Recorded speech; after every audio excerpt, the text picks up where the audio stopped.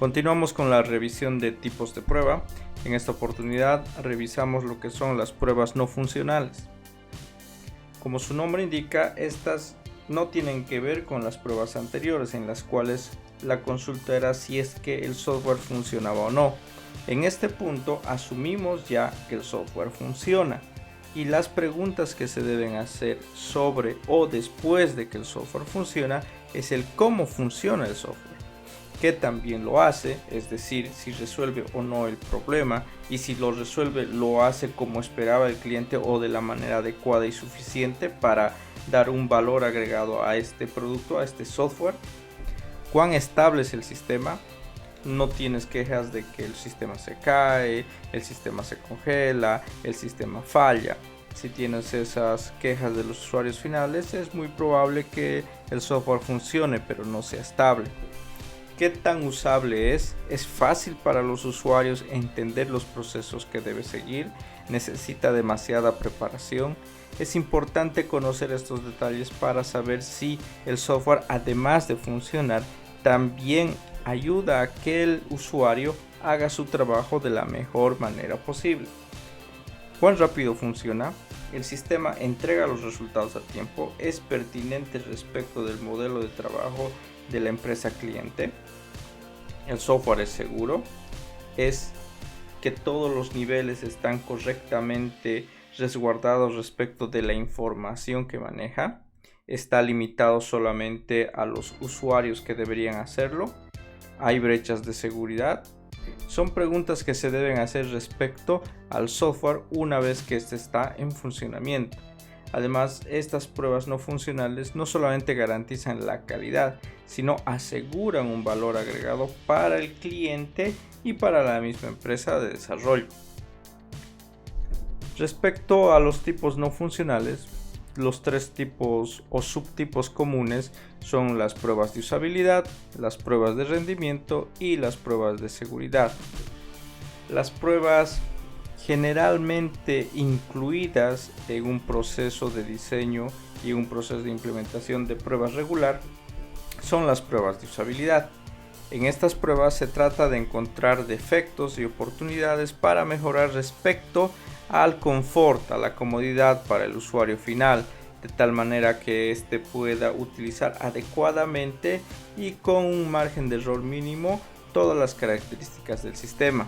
Como ustedes pueden imaginar, estas pruebas normalmente están presentes en las pruebas de aceptación alfa y beta, que es donde el usuario final interactúa con el resultado final del sistema, y es allí donde podemos comenzar a medir qué tan usable o cuán usable es el software final o la versión de software a ser liberada. Por otro lado, tenemos las pruebas de rendimiento.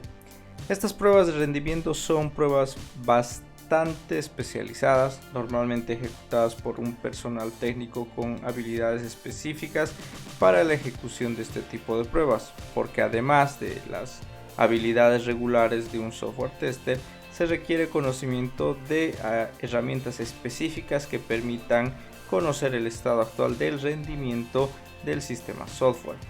Esto, por supuesto, responde a las expectativas técnicas, a la expectativa funcional y a la expectativa de ejecución del software mismo. Existen varias técnicas, tipos de pruebas de rendimiento, pero las conocidas o utilizadas comúnmente son, como se menciona aquí, las pruebas de estrés, las pruebas de carga, pruebas de resistencia, las pruebas de pico, que tienen mucho que ver con las pruebas de carga, donde forzamos al sistema a llegar a puntos pico donde hay mayor cantidad de carga, mayor cantidad de datos y ver qué es lo que sucede en ese punto y si se actúa adecuadamente. También las pruebas de escalabilidad, muy importantes hoy, sobre todo que migramos a arquitecturas de microservicios o serverless, donde es importante tener una adecuada solución en todo caso respecto a la escalabilidad de infraestructura de nuestro sistema implementado. Finalmente, en los subtipos tenemos las pruebas de seguridad, que realmente son un campo de estudio separado, de hecho específico respecto del software, donde las técnicas, tareas, objetivos y todas las habilidades desarrolladas van orientadas a garantizar la tríada SID, que son la confidencialidad, la integridad y la disponibilidad dentro del sistema software.